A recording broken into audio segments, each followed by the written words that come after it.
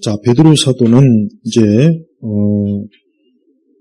베드로 후서에서는 이제 주로 이제 특별히 우리 그리스도인들이 이제 실제적으로 신앙생활하는 데 있어서 이제 많은 정말 그 미혹과 속임수와 또 굉장히 우리를 영적으로 위태위태하게 하는 그런 일들에 대해서 이제 경고를 하는 거예요.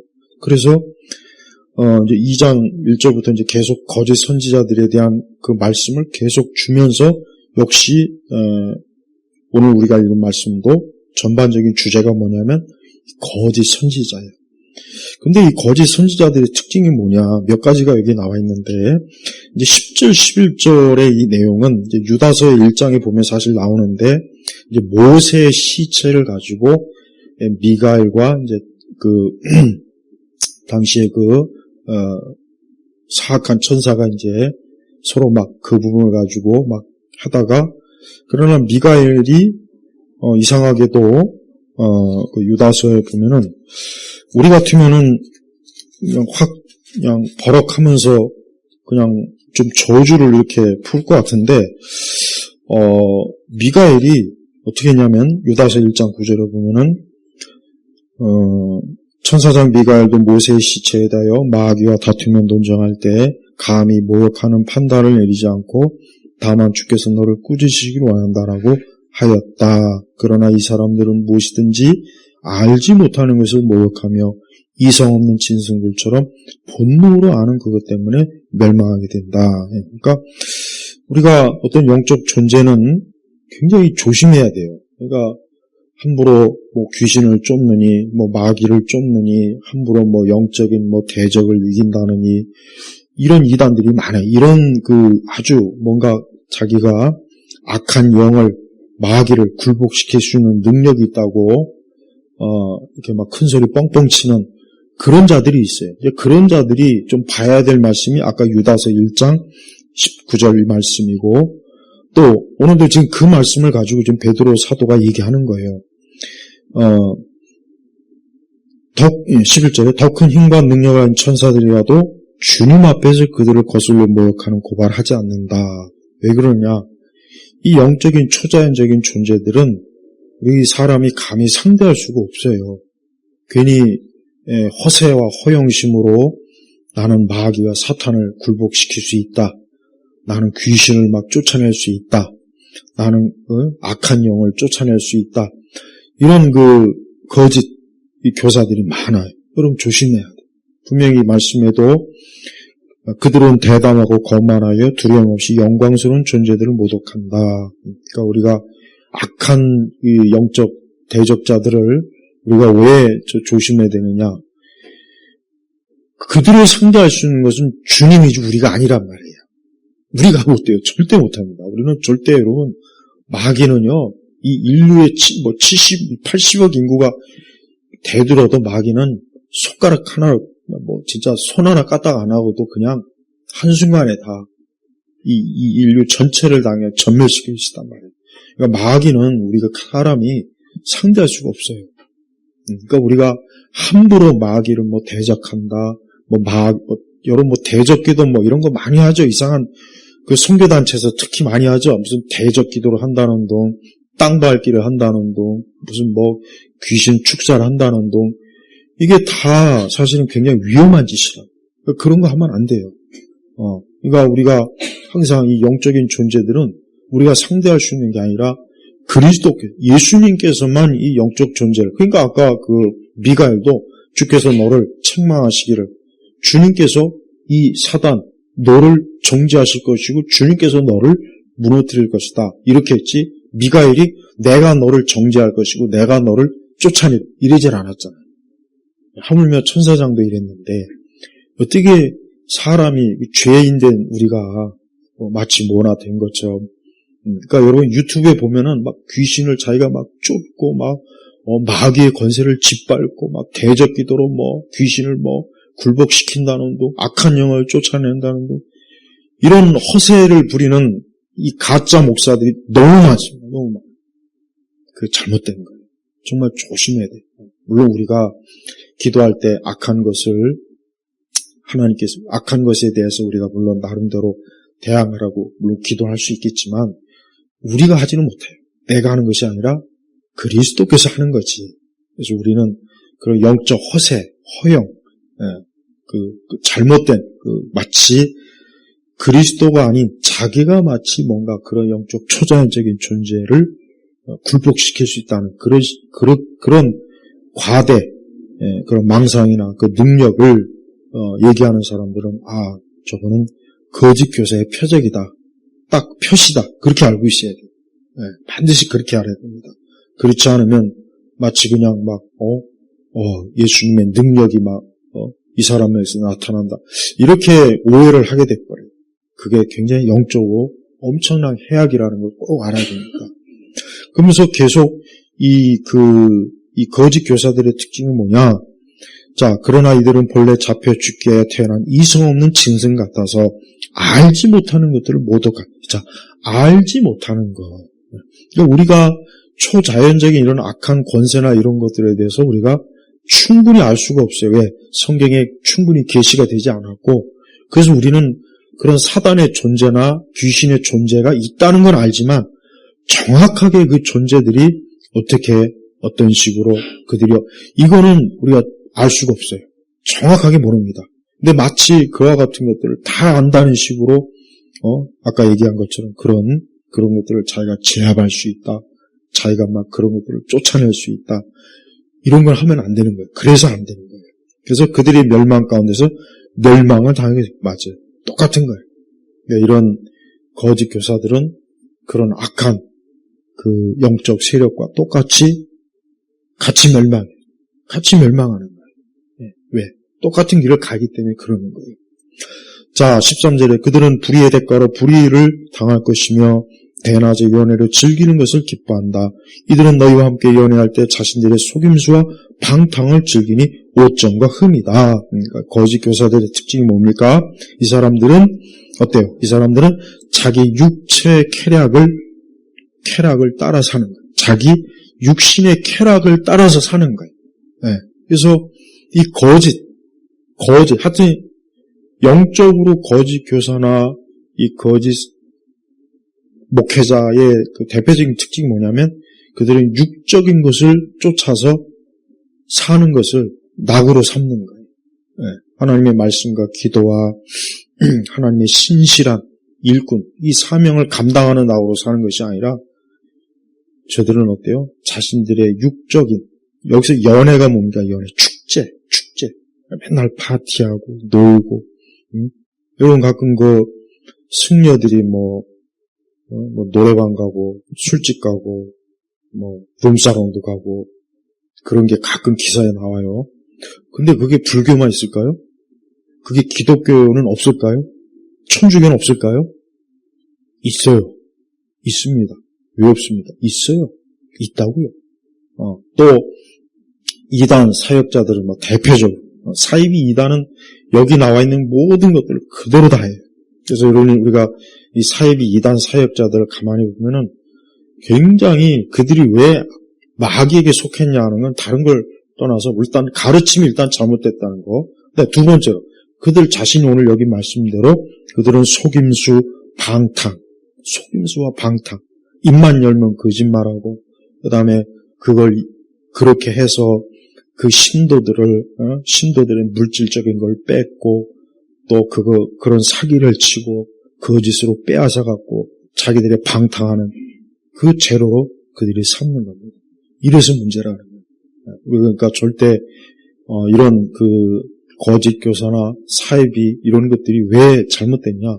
그들은 그냥 자기들의 그 육적 방탕을 위해서 사람들을 노예로 삼고 이용해 먹는 거예요. 근데 그것도 모르고 오늘도 얼마나 많은 영혼들이 그런데 가가지고 지금도 거기가 마치 무슨 대단한 신령한 곳인 줄 알고 그 앞에서 그냥 그러지 않습니까? 예전에 지금은 많이 이제 우리 개신교의 기도원 사역이 많이 좀 쇠퇴하긴 했지만 사실 기도원이 썩 좋은 곳은 아닙니다. 그러니까 기도만 순수하게 하면 좋은데 그러나 기도원이 굉장히 문제가 많았어요. 그래서 기도원도 그런 부분에 있어서 사실은 좀 안타까웠던 게 많았다는 거. 네, 물론 요즘은 이제 기도는 거의 뭐 이제 우리나라 기도는 이제 거의 다 쇠퇴해버렸어요. 참 안타까운데 그래도 어쨌든 우리가 항상 하나님 앞에 기도하고 하나님을 찾는 이러한 살아있는 성도는 언제나 그 일을 중요하게 여깁니다. 비록 그런 사역에 있어서 문제가 좀 많았다고 해도 그러나 그거는 그거고 그러나 기도하는 사람은 자기 기도를 꼭 해야 돼. 자기 기도는 꼭 해야지. 예. 근데 가장 좋은 거는 우리가 그런 기도원에 가서 기도하는 것보다는 우리는 하나님의 교회 예배당에서 기도하는 게 가장 좋습니다. 또 아니면 우리 주인 말씀대로 골방에서 자기는 처소에서 기도하면 얼마나 좋습니까? 왜 주님께서 왜 뭐 그런 데서 기도하면 안 들어주시네? 그런 게 어디 있어요? 우리 주님은 온 모든 영역을 다 지배하시는데 우리가 땅속 깊은 곳에 가서 기도해도 들으시는 분이고 저 산꼭대기에 가서 기도해도 들으신 분이고 우리가 길을 가다가 하나님 앞에 내 마음속으로 기도해도 들으시는 분이에요. 내가 직장에서 일하면서 하나님 앞에 짧게 기도해도 들으시는 분이에요. 그러니까 우리는 그런 기도의 생활을 접으면 안 됩니다. 그러나 이 거짓 선지자들은 거짓 사입 이단뿐만 아니라 이런 기성, 이런 우리 교회에도 이런 이들이 많이 있다는 거 우리가 알아야 됩니다. 자, 14절에 그들은 음란이 가득한 눈을 가지고 죄짓기를 쉬지 않으며 굳세지 못한 영혼들을 유혹하며 탐욕에 단련된 마음을 가진 자들이 저주받은 자식들이다. 그들은 유혹을 받아 바른 길을 저버리고 부올의 아들 발람의 길을 따라가는 자들이다. 발람은 불의의 품삯을 사랑하다가 자신의 범죄 때문에 책망을 받았으니 말 못하는 나귀가 사람의 소리로 말하여 이 선지자의 미친 행동을 막았다. 우리 구약성경에 보면은 이 발람 선지자의 이야기가 나오지 않습니까? 이스라엘을 좀 저주해달라고 막 그냥 옆에서 발락이 부탁하니까 나는 그렇게 할 수 없다고 뭐 어쩌고 저쩌고 막 이렇게 막 사양하는 척 하다가 그렇지만 또 뭔가 좀 많은 걸 줄 것 같으니까 냉큼 또 받아들였잖아요. 근데 하나님께서 그에게 어떻게 했어요? 나귀의 입을 열어가지고 그 선지자를 호되게 책망했죠. 지금 나중에 근데 이 발람은 이스라엘이 그 가나안을 점령할 때 발람을 죽였어요. 왜?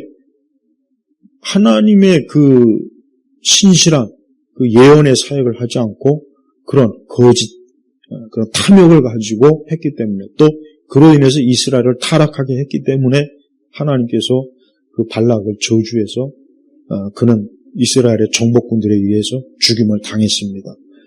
자, 바로 이래. 여기서 탐욕, 14절에 보면은 유혹하고 탐욕하고 굳세지 못한 영혼들을 자꾸 흔들고 또 불의의 품삯을 사랑하고 자, 이 모든 것들이 뭡니까?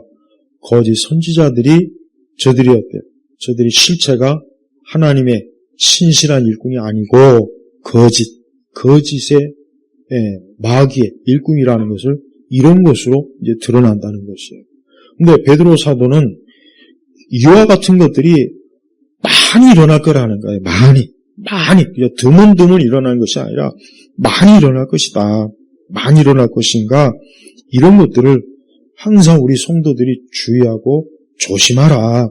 그래서 17절에 이들은 물 없는 셈이며 물 없는 셈이 무슨 소용이 있겠습니까? 그건 셈의 역할을 못하죠. 폭풍에 밀려가는 안개이니 그들에게는 캄캄한 어둠이 준비되어 있다. 그들은 헛된 자랑의 말을 하여 잘못된 생활을 하는 자들에게 간신히 피해 나온 자들을 육체의 정욕 곧 음란으로 유혹하여 그들에게 자유를 준다고 약속하지만 자신들이 바로 멸망의 종들이니 누구든지 진 자는 이긴 자의 종이다. 네, 그래요. 우리가 마귀와 이 거짓 교사에게 지면 안 됩니다. 그러면 우리는 그들의 종이 되는 거예요. 우리가 신천지나 신천지 무슨 이만이니 뭐 구원파도 세 종류가 있죠. 그 다음에 또 무슨 뭐 통일교는 뭐 종교적인 그 표면 활동은 우리 한국에서는 거의 그렇게 많이는 하지 않지만 어쨌든 통일교도 그렇죠. 몰명교 그렇죠. 안식교도 그렇죠. 또 저 하나님의 교회도 그렇죠. 자, 그들은 뭡니까? 우리 영혼을 인간의 영혼과 마음과 육체를 집어삼키려고 하는 이 사단의 종들이란 말이에요. 사단의 세력이에요. 그러니까 그들에게 지면은 우리는 그들의 종이 되는 거예요. 그들에게 종 노릇하는 거예요. 그러니까 절대 지면 안 된다. 그들을 잘 너희들이 분별하고 그들을 조심해야지. 그렇지 않으면 한순간에 그 멸망의 종들의 종이 되어서 우리도 역시 그들과 휩쓸려서 같이 똑같이 우리는 심판으로 넘어간다는 것을 지금 말하는 것이에요. 저는 베드로 사도가 정말 이 베드로 전서도 그렇지만 특히 베드로 후서에 들어가면서 베드로 사도는 정말 그 예수님의 그 목자의 마음을 갖고 있어요. 예수님께서 항상 그 제자들이 이 거칠고 악한 세상에 가서 자기 제자들이 혹시라도 그 사자와 이리와 늑대들에게 먹히지 않을까, 예수님이 그런 걱정을 많이 하셨거든요.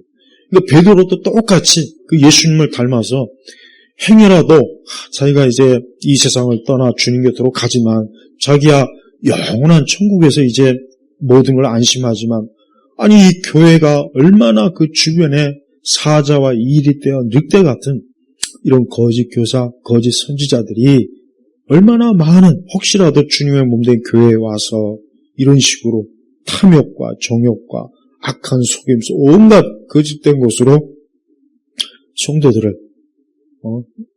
낚아챌까. 그게 너무 막 노심초사한 거예요. 노심초사. 그러니까 이런 말씀을 아주 단단히 기록해서 앞으로 오고 오는 교회가 절대 그런 자들의 종이 돼서는 안 된다 하고 아주 아비의 마음, 아버지의 마음을 가지고 지금 어때요? 신신당부를 하는 거예요. 근데도 여러분 보세요. 교회는 이러한 이 하나님의 이 명확하게 드러나는 이 계시의 말씀을 얼마나 많이 무시하는지 모릅니다. 그러니까 그렇게 많은 이단에게 넘어간 사람들이 얼마나 많습니까? 너무 많아요. 우리나라 이단이 한 200만이 넘어요. 200만. 200만이라는 게 얼마나 이게 큰 숫자인데요. 그러니까 거의 대부분이 그 사람들이 다 어느 때는 이렇게 참 일반적인 교회에서 예배드리고 성경 공부하고 막 그러던 사람이 그만 이런 이 사단의 거짓 교사들에게 속아가지고 그들에게 참 종노릇하고 있는 일들이 지금 많이 있단 말이에요. 근데 성경이 뭐라 했습니까? 누구든지 진 자는 이긴 자의 종이다 그랬단 말이에요. 우리가 그런 악한 거짓 그런 이들에게 지는 건 그들의 종이 됩니다. 우리는 오직 하나님, 우리 주님에게만 우리가 그분을 섬기고 그분만을 우리가 높이는 거지, 우리가 그런 마귀와 이 세상과 이 사단에게 우리가 종노릇하면 절대 안 되죠. 그리스도인들은 이런 부분에 있어서 잘 분별해야 돼요. 지금은 이 베드로 사도가 경고한 이와 같은 것들이 그 어느 때보다도 더 많이 나오고 있어요. 더 많이 나오고 있으니까 우리가 다시 한번 잘 조심해서 다른 길로 가지 않도록 하고, 이렇게 주님을 또 교회를 또 영혼들을 이렇게 고통을 주는 것은 하나님 앞에서는 아주 큰 죄이니까 우리가 이러한 죄를 짓는 이러한 데 우리가 참여하지 않도록 항상 늘 우리 자신도 늘 주의하고 경계해야 될 필요가 있습니다. 자, 기도하겠습니다. 하나님 아버지 감사합니다. 오늘 귀한 이 말씀이 항상 우리 심령 속에 잘 새겨져서 언제나 이 베드로 사도가 성령님을 통해서 경고하시고 훈계하시고 교훈하신 것들을 잊어버리지 말고 우리 자신들이 그러한 악한 자의 종이 되지 않도록, 그들에게 종 노릇하지 않도록 항상 저희들을 지켜주시옵소서. 감사하며 우리 주 예수 그리스도의 이름으로 기도 올렸습니다. 아멘.